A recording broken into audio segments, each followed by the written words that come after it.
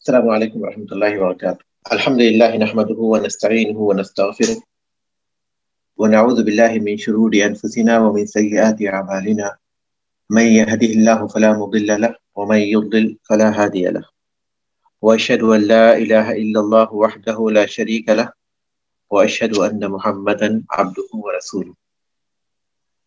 باب موانع الميراث وهي ثلاثة أحدها اختلاف الدين فلا يرث أهل ملة أخرى لقول رسول الله صلى الله عليه وسلم لا يرث المسلم الكافر ولا الكافر المسلم، ولقوله صلى الله عليه وسلم لا يتوارث أهل ملتين شتى والمرتد لا يرث أحدا وإن مات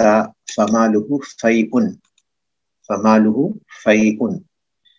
الثاني الرق فلا يرث العبد أحدا ولا له مال يورث، ومن كان بعضه حرا ورث وورث وحجب بقدر ما فيه من الحرية. الثالث القتل فلا يرث القاتل المقتول بغير حق وإن قتله بحق كالقتل حدا أو قصاصا أو قتل العادل الباغي عليه فلا يمنع ميراثه یا فلا یمنع میراثه. موانع میراث کا باب، میراث کے موانع کا باب، اور وہ تین ہے، یعنی وراثت سے منع کرنے والی یا وراثت سے محروم کرنے والی تین چیزیں ہیں. موانع میراث تین ہیں. احدھا ایک ہے یا پہلی ہے اختلاف الدین، اختلاف دین. فلا یرث اہل ملت اخرى، ایک ملت کے افراد دوسری ملت کے افراد کے وارث نہیں ہوں گے. ایک ملت کے لوگ دوسری ملت کے لوگوں کے وارث نہیں ہوں گے. لقول رسول اللہ صلی اللہ علیہ وسلم، اللہ کے رسول صلی اللہ علیہ وسلم کے اس فرمان کی وجہ سے لا یرث المسلم الکافر ولا الکافر المسلم، مسلمان کافر کا وارث نہیں ہوتا اور کافر مسلمان کا وارث نہیں ہوتا. وَلِقَوْلِهِ صلی اللہ علیہ وسلم، اور اللہ کے رسول صلی اللہ علیہ وسلم کے اس فرمان کی وجہ سے لا يتوارث اہل ملتین شتى، دو مختلف ملت کے لوگ ایک دوسرے کے وارث نہیں ہوتے. دو مختلف ملتوں کے لوگ ایک دوسرے کے وارث نہیں ہوتے. والمرتد لا يرث احدا، اور مرتد کا کوئی وارث نہیں ہوتا یا مرتد کسی کا وارث نہیں ہوتا. وَإِن مَاتَ فَمَالُهُ فَيْءٌ، اور اگر وہ مر جائے تو اس کا مال فے ہوگا، مال فے شمار ہوگا. الثانی دوسرا معنی ہے الرق غلامی. فلا يرث العبد احدا، غلام کسی کا وارث نہیں ہوتا. ولا له مال یورث، اور اس کا کوئی مال نہیں ہوتا جس کا کوئی وارث ہو. غلام کسی کا وارث نہیں ہوتا اور اس کا کوئی مال نہیں ہوتا کہ جس کا کوئی وارث ہو. ومن کان بعضه حرا، اور جس کا بعض آزاد ہو، ورثہ وارث ہوگا، وہ ورثہ اور وہ وارث بنایا جائے گا. وحجب بقدر ما فیہ من الحریہ، اور جس قدر اس کے اندر حریت یعنی آزادی ہے اس قدر وہ دوسرے کو روک دے گا، وہ دوسرے کو وراثت سے روک دے گا. الثالث القتل، تیسرا معنی ہے قتل. فلا يرث القاتل المقتول بغیر حق، بغیر حق کے قتل کرنے والا مقتول کا وارث نہیں ہوتا. یا پھر یہ کہ قتل کرنے والا مقتول کا وارث نہیں ہوتا جسے بغیر حق کے قتل کیا گیا ہو. قاتل وارث نہیں ہوتا مقتول کا جو بغیر حق کے قتل کیا گیا ہو. وَإِنْ قَتَلَهُ بِحَقٍ اور اگر وہ اسے حق کے ساتھ قتل کیا ہو, کالقتل حدًا جیسے کہ حد میں قتل کرے, او قصاصًا یا قصاص میں قتل کرے, اور قتل العادی عادلی الباغی یا عادل کا اس پر بغاوت کرنے والے کو قتل کرنا, اس پر حملہ کرنے والے کو قتل کرنا, او قتل العادی او قتل العادلی الباغی علیہ یا عادل کا اس پر حملہ کرنے والے کو یا اس پر بغاوت کرنے والے کو قتل کرنا. فلا یمرأ میراثہ تو اس کی میراث سے اسے نہیں روکا جائے گا, یعنی اس صورت میں وہ وارث ہوگا, اس صورت میں وہ وارث ہو سکتا ہے. بابو موانع شتا کیا ہوتا ہے؟ مختلف تحسبهم جميعا وقلوبهم شتى. قرآن میں ہے کہ تم کافروں کو یہ سمجھتے ہو کہ وہ ایک ساتھ ہیں, متحد ہیں, جبکہ ان کے دل مختلف ہیں, ایک دوسرے سے اختلاف میں ہیں. وقلوبهم شتى. موانع میراث میں ہم لوگ پہنچے ہوئے ہیں. بعض اہل علم اپنی کتابوں میں موانع میراث کا میراث کے شروع ہی میں ذکر کرتے ہیں, اور یہ مؤلف ابن قدامہ رحمہ اللہ میراث کے ابواب کے آخری ابواب میں اس کا ذکر کر رہے ہیں. تو بہرحال مؤلفین کا اپنا ایک اسلوب ہے. تو آج ہمارے سامنے جو سبق ہے وہ موانع میراث ہے, یعنی وہ چیزیں جو میراث سے روک دیتی ہیں, جو وارث بننے کے لیے وراثت کے سلسلے میں رکاوٹ ہوتی ہیں. مانع کو لغت میں کہتے ہیں الحائل بین الشیئین. الحائل ہا سے, الحائل بین الشیئین دو چیزوں کے درمیان رکاوٹ. لغت میں مانع کہتے ہیں الحائل بین الشیئین, وہ جو کہ دو چیزوں کے درمیان رکاوٹ ہو. اور اصطلاح میں کہتے ہیں ہوا ما یلزم من وجودہ العدم, جس کے وجود سے عدم لازم آتا ہے, یعنی وہ چیز اگر پائی گئی تو پھر وہ دوسری چیز حاصل نہیں ہوتی.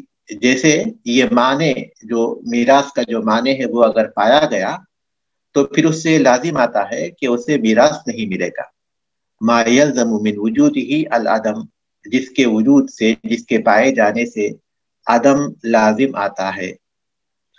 موانع میراث سے مراد ہے وہ چیزیں جو کہ سبب ہیں, جو چیزیں جو کہ وراثت سے روکے جانے کا سبب ہیں, وہ چیزیں جو کہ وراثت سے روکے جانے کا یا وراثت کے حصول میں مانع ہیں, ممانعت کے اسباب ہیں, وراثت کے ممانعت کے اسباب ہیں. اور یہ تین ہیں, اور وہ تین چیزیں ہیں. پہلی چیز ہے دین کا اختلاف الدین, مختلف دینوں کا ہونا. باپ مسلمان ہے اور اس کے والدین کافر ہیں, تو ایسی صورت میں اگر یہ بیٹا مر جائے تو اس کے والدین اس کے وارث نہیں ہوں گے, یا والدین میں سے کوئی مر جائے تو یہ بیٹا ان کا وارث نہیں ہوگا.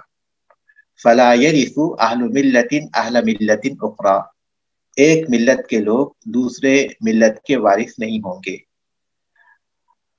رسول اللہ صلی اللہ علیہ وسلم کے اس فرمان کی وجہ سے کہ لا یرث المسلم الکافر ولا الکافر المسلم, حدیث بالکل واضح ہے کہ کوئی مسلمان کسی کافر کا وارث نہیں ہوتا اور کوئی کافر کسی مسلمان کا وارث نہیں ہوتا. اور دوسری حدیث ہے لا یتوارث اہل ملتین شتى, دو مختلف ملتوں کے لوگ ایک دوسرے کے وارث نہیں ہوتے. یہ بات تو بالکل واضح ہے کہ ایک مسلمان ہو اور دوسرا غیر مسلم ہو, خواہ وہ یہودی ہو یا مجوسی ہو یا ہندو ہو یا نصرانی ہو, اور یہ مسلمان ہے تو وہ ایک دوسرے کے وارث نہیں ہوتے. اب دوسرا سوال یہاں یہ پیدا ہوتا ہے کہ مسلمان کے علاوہ جو مختلف ملتوں کے ہیں جیسے کہ یہود ہیں، نصرانی ہیں، ہندو ہیں، یا پھر مجوسی ہیں، کیا وہ ایک دوسرے کے وارث ہوتے ہیں؟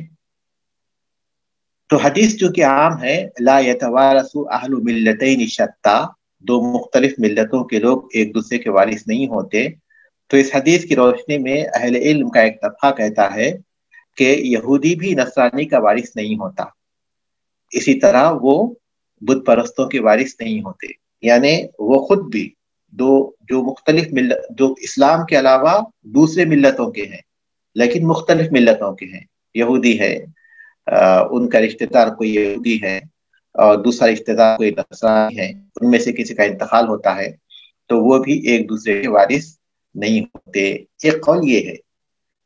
دوسرا قول یہ ہے کہ الکفر ملت واحدہ، کفر خواہ وہ کسی بھی شکل میں ہو، وہ ایک ہی ملت ہے، تو چونکہ وہ ایک ہی ملت شمار ہوتے ہیں اس لیے اگر یہودی مرتا ہے، کوئی بیٹا یہودی ہو، اس کے والدین نصرانی ہوں، تو اس وقت وہ نصرانی ہونے کے باوجود بھی اس کے وارث ہوں گے، اس کے وارث وہ ہوں گے نصرانی ہونے کے باوجود بھی، کیونکہ وہ ایک ہی ملت شمار ہوتے ہیں، وہ ایک ہی ملت شمار ہوتے ہیں۔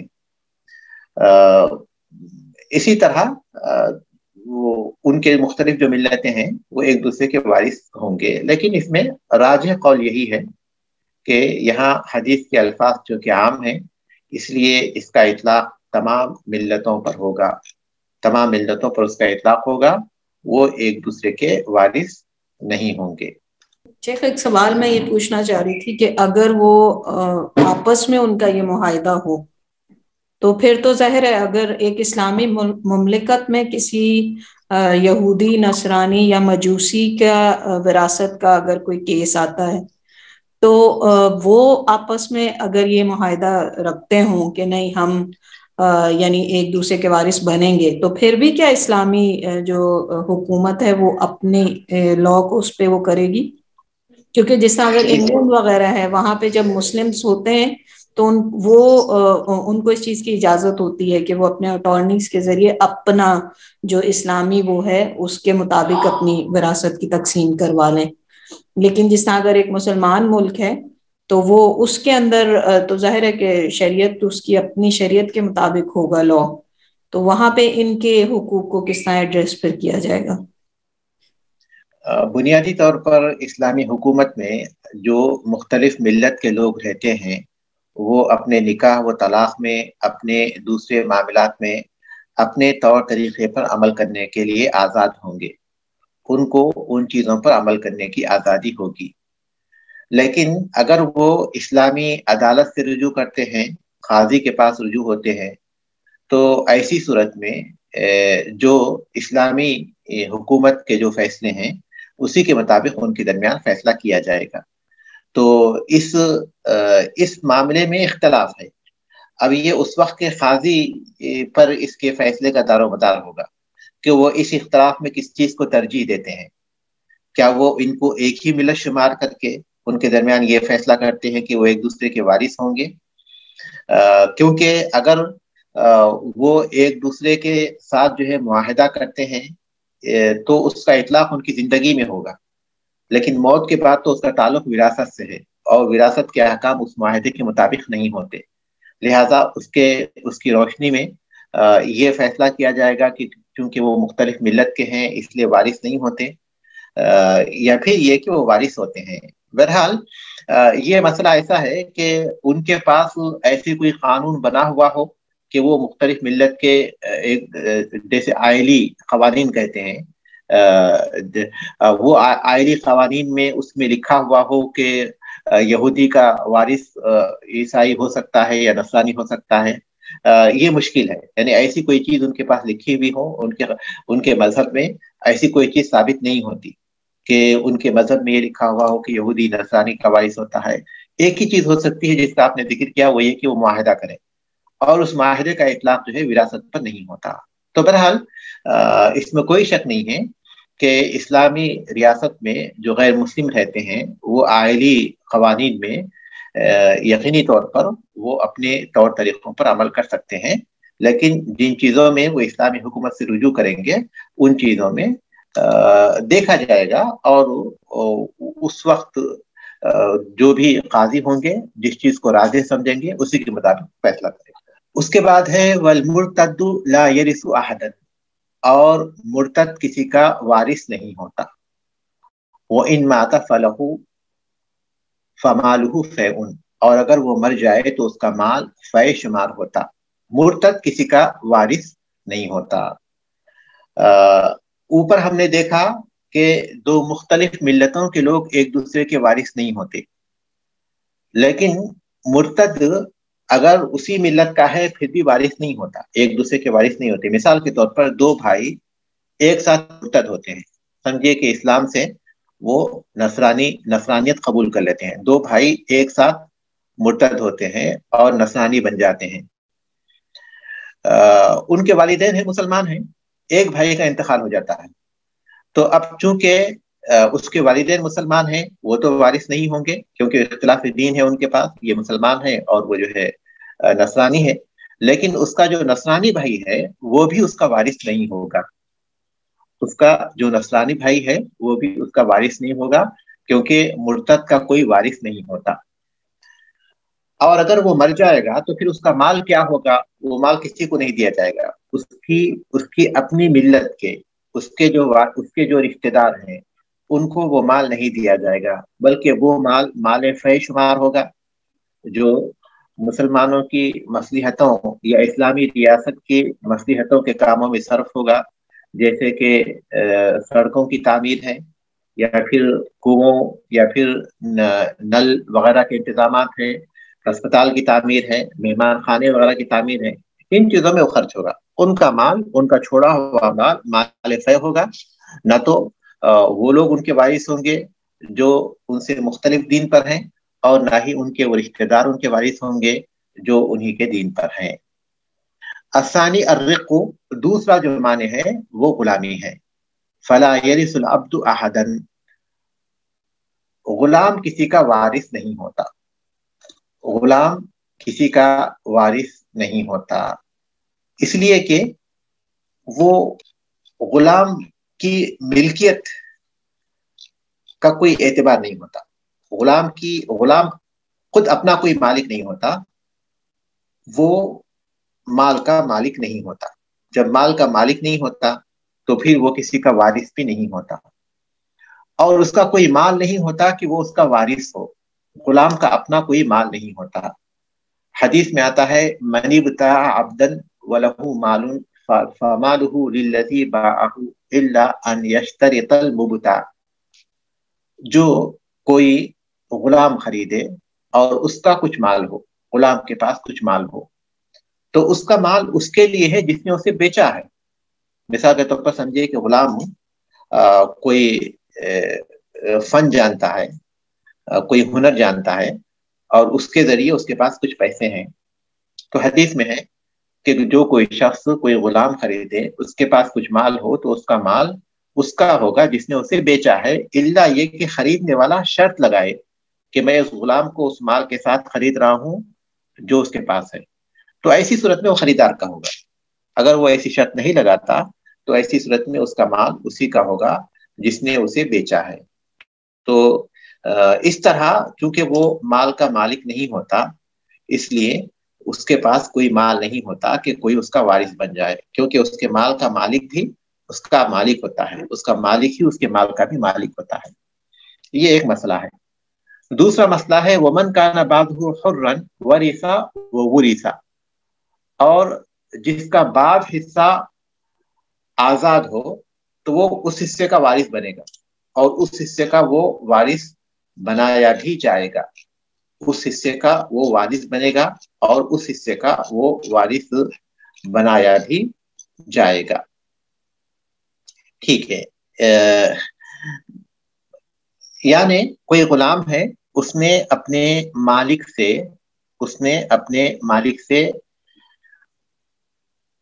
مکاتبت کی ہے کہ وہ 10,000 ریال دے کر اپنے آپ کو آزاد کر لے گا، اس کو مکاتبت کہتے ہیں۔ کوئی غلام اپنے مالک سے معاہدہ کرے اپنی آزادی کے لیے کہ وہ اتنے پیسے دے گا، 10,000 ریال دے گا. اب اس نے 5,000 ریال دیے ہیں، ابھی 5,000 ریال باقی، ابھی 5,000 ریال باقی ہے، ابھی 5,000 ریال باقی ہے. تو ایسی صورت میں وہ آدھا آزاد ہے اور آدھا غلام ہے. جو مثال میں نے دی ہے اس میں وہ آدھا آزاد ہے اور آدھا غلام ہے. تو یہ مطلب ہے کہ ومن كان بعضه حرا ورث وورث بقدر ما فيه من الحرية، کہ جس کا بعض حصہ آزاد ہو تو وہ وارث ہوگا، وارث بنایا جائے گا اس حد تک جس حد تک اس کی آزادی ہے. اس کی ایک مثال لیجیے آپ کو. ایک شخص کا انتقال ہوا، اس کا ایک بیٹا آزاد ہے اور دوسرا بیٹا آدھا آزاد ہے اور آدھا غلام ہے. آدھا آزاد آدھا غلام کیسے؟ میں نے مثال دی کہ وہ اپنے مالک سے مکاتبت کیے اور آدھی رقم اس نے ادا کر دی ہے. تو کسی شخص کا انتقال ہو جائے اور اس کے دو بیٹے ہوں، ایک بیٹا آزاد ہو، دوسرا آدھا آزاد، دوسرا آدھا غلام ہو. تو ایسی صورت میں چونکہ یہ آدھا آزاد ہے نا، تو اس لیے اس کے وراثت کے حصے کا اسے آدھا حصہ ملے گا. تو اس مال کے 3 حصے کریں گے، 2 حصے آزاد بیٹے کے ہوں گے اور ایک حصہ اس بیٹے کے ہوں گے جو کہ آدھا آزاد ہے آدھا غلام ہے. اور اگر وہ بیٹا پورا آزاد ہوتا تو پھر سارا مال آزاد بیٹا ہی لیتا. اب چونکہ یہ آدھا آزاد ہے تو اس لیے وہ اپنے اتنا حصہ جو ہے اس کو مال کا ملے گا جتنا حصہ وہ آزاد ہے. جتنا حصہ وہ آزاد ہے اتنا حصہ اس کو مل جائے گا اور وہ حصہ لے لے گا جو اس کا حصہ ہے. واضح ہے نا؟ سمجھ رہے ہیں نا؟ جی شیخ. وحجب بقدر ما فيه من الحرية، اس کا مطلب یہ ہے کہ جتنی اس کے پاس آزادی ہے اتنے حصے سے وہ دوسرے کو روک دے گا، کیونکہ اگر یہ آزادی نہیں ہوتی تو دوسرا حصہ پورا لے لیتا. دوسرا جو آزاد ہے وہ پورا لے لیتا، لیکن یہ جتنا آزاد ہے اتنے حصے کو روک کر خود لے لے گا. اتنے حصے کے بارے میں رکاوٹ بن جائے گا کہ دوسرا شخص، دوسرا جو اس کا بھائی ہے وہ وارث نہیں ہوگا، بلکہ یہ شخص اس کا وارث، اس نے حصے کا وارث بن جائے گا.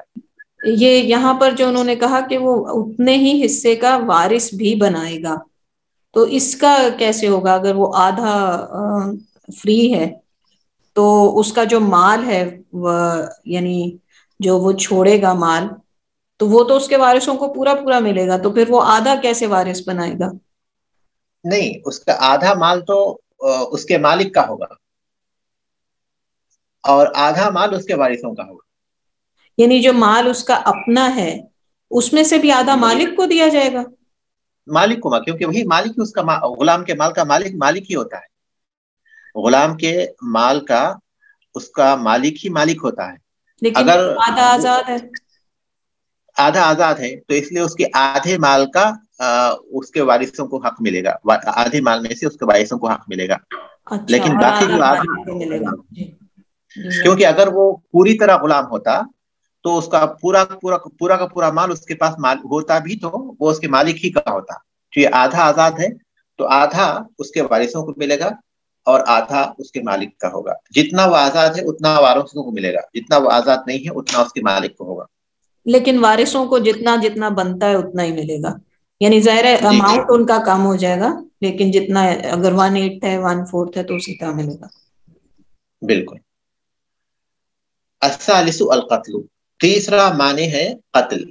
فلا يرث القاتل المقتول بغیر حق، قاتل اس مقتول کا جسے بغیر حق کے قتل کیا گیا ہو اس کا وارث نہیں ہوتا. اس سلسلے میں فقہ کا ایک مشہور قاعدہ ہے، من استعجل فی شیء حرم عنہ، جو کسی چیز کے حصول کی جلد بازی کرتا ہے تو اسے محروم ہوتا ہے. مثال کے طور پر کوئی شخص جس کا وہ وارث بننے والا ہوتا ہے، مثال کے طور پر کوئی نالائق بیٹا ہے، اس کے والد بہت بوڑھے ہو چکے ہیں اور وہ اس مال کے مالک ہیں اور یہ چاہتا ہے کہ جلد سے جلد اس مال کا مالک بن جائے، تو یہ بدبخت اپنے والد کو قتل کر دیتا ہے. تو ایسی صورت میں یہ مال سے محروم رہے گا. جو آدمی، وہ مال حقیقت میں اسی کو آنے والا تھا جو مال، وہ مال حقیقت میں وہی اس کا وارث بننے والا تھا، لیکن اس نے جلد بازی کرتے ہوئے اپنے جو والد ہیں اس کو اس نے قتل کر دیا. تو اس نے جلد بازی کی، تو اس لیے اسے اس سے محرومی کی سزا دی جائے گی، اسے اس مال سے محروم کیا جائے گا. تو عام اصول یہی ہے کہ قاتل مقتول کا وارث نہیں ہوتا، جس کو بغیر اس حق کے اس نے قتل کیا ہے، بغیر حق کے اس نے قتل کیا ہے، وہ اس کا وارث نہیں ہوتا. جیسے بھائی کو قتل کر دے تو جو قاتل بھائی ہے وہ اپنے بھائی کے مال کا وارث نہیں ہوگا. لیکن اگر وہ حق کے ساتھ قتل کرتا ہے، جیسے حد میں قتل کرتا ہے، شادی شدہ تھا، اس نے زنا کیا تو حد میں اسے قتل کیا جاتا ہے اور اس کو حکم ہوتا ہے قتل کرنے کا اسلامی حکومت کی طرف سے. یا پھر قصاص میں قتل کرتا ہے، قصاص میں یعنی اس نے کسی کو قتل کیا، اس کے بدلے میں اسے قتل کرتا ہے.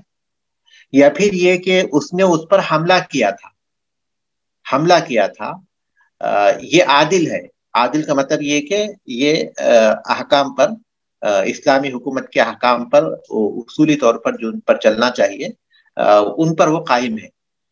لیکن دوسرا باغی ہے، اس پر بغاوت وہ کر رہا ہے، یعنی اس پر حملہ آور ہوا ہے. یا پھر یہ کہ اسلامی حکومت میں اس نے بغاوت کی ہے، اس وجہ سے اس نے اسے قتل کیا ہے. ان تمام چیزوں میں اس کے وارث بننے سے اسے نہیں روکا جائے گا. یعنی ان تمام صورتوں میں جو قتل کرنے والا ہے وہ مقتول کا وارث ہوگا، کیونکہ یہ قتل بھی حق ہے، حق کے ساتھ اس نے قتل کیا ہے. اور اوپر جو تھا وہ قتل بغیر حق تھا، تو بغیر حق کے اس نے قتل کیا تھا، تو اس وجہ سے وہ وارث نہیں بنا. شیخ سوال ہیں 2-3. جی جی شیخ، آپ نے پہلے جو یہ فقہ کا قاعدہ بتایا ہے، تو شیخ فقہ میں اس سے کیا مراد ہے کہ جو حصول کی جلد بازی کرتا ہے تو وہ اس سے محروم کر دیا جاتا ہے؟ یعنی ہم فقہ میں مطلب کچھ چیزوں کی جلد بازی کرتے ہیں تو اس سے محروم ہو جاتے ہیں، یہ مراد آپ کی؟ نہیں، من استعجل الشیء قبل اوانه عوقب بحرمانه، قاعدے کے الفاظ یہ ہیں. من استعجل الشیء قبل اوانه، جو کسی چیز کی جلد بازی کرتا ہے اس کے وقت سے پہلے تو اسے سزا ملے گی، اسے سزا دی جاتی ہے اس کی محرومی کے ذریعے. یہ اصول فقہ کا قاعدہ ہے. ہم کہہ سکتے ہیں قواعد فقہ میں سے ہے، فقہ کے قواعد میں سے ہیں من استعجل الشیء قبل اوانه عوقب بحرمانه، جو کسی چیز میں اس کے وقت سے پہلے اس کے حصول کی جلد بازی کرتا ہے تو اس کے محرومی سے اسے سزا دی جاتی ہے. تو اس میں علماء جو مثال دیتے ہیں وہ یہی مثال عام طور پر دیتے ہیں کہ جو اپنے جس کا وہ وارث بننے والا ہے اس کو وہ قتل کر دیتا ہے، تو ایسی صورت میں اس کو اس کی سزا دی جاتی ہے. ہاں شیخ، دوسرا سوال ہے کہ آپ مجھے یہ چیز سمجھ نہیں آ رہی، جو مسلمان ہے وہ کافر کا یا کافر مسلمان کا وارث نہیں بنتا، تو شیخ ہم اہل کتاب سے شادیاں بھی تو ہوتی ہیں، تو اس میں کیا حکمت ہے کہ جس طرح جو عورت اہل کتاب سے، کوئی آدمی اہل کتاب عورت سے شادی کرتا ہے تو اس کے بچے ہوتے ہیں، وہ مر جاتی ہے، تو شیخ وہ مطلب اہل کتاب ہی ہے نا، تو وہ ماں جب مر جائے گی تو کیا شیخ اس کے بچے اس کے وارث نہیں ہوں گے؟ جی، ماں اگر جو ہے نصرانی ہی تھی، وفات تک بھی اس نے اسلام قبول نہیں کیا تھا، تو اس کے بچے اس کے وارث نہیں ہوں گے یقیناً. اس کے وہ نصرانی رشتہ دار البتہ اس کے وارث ہوں گے، جیسے اس کے کوئی بھائی ہوں یا پھر اس کے کوئی چچا ہوں جو اسی کے ملت پر تھے، تو وہ وارث ہو جائیں گے کیونکہ وہ ایک ملت کے ہیں. لیکن یہ اس کے جو بچے ہیں یا پھر اس کا شوہر ہے اس کے مال کا وارث نہیں ہوتا. شادی کی اجازت دی گئی اہل کتاب کی عورتوں سے، اس کی حکمتوں سے میں ایک بڑی حکمت ہے دعوت، اللہ تبارک تعالیٰ کے دین کی دعوت. کیونکہ ایک اہل کتاب کی عورت اگر مسلمان گھرانے میں آتی ہے تو اسے اس گھرانے میں جن کو وہ انبیاء مانتی ہے ان کے لیے اسے عزت اور احترام ہی ملتا ہے. عزت اور احترام کی باتیں ہی ان کے حق میں اسے یہاں سے ملتی ہیں. تو یہ آسان ہوتا ہے اللہ تبارک تعالیٰ کے دین کی دعوت اسے دینا اور قبول کرنا. عام طور پر عورتیں اسلام قبول کر لیتی ہیں ایسی حالتوں میں، لیکن اگر وہ اسلام نہیں قبول کرتی تو پھر اس کا تعلق مال سے ہے. دعوت کے احکام الگ ہیں، اور پھر جو ہے مالی جو احکام ہیں وہ الگ ہیں۔ مالی احکام میں اختلاف دین مانے ہیں، وہ وراثت کے سلسلے میں، لہذا وہ وارث نہیں ہوں گے۔ لیکن جہاں تک دعوتی احکام ہیں تو اس کے باب کو وسیع کیا گیا، اور اس وجہ سے اہل کتاب کی عورت سے نکاح کی اجازت دی گئی۔ جزاک اللہ خیر۔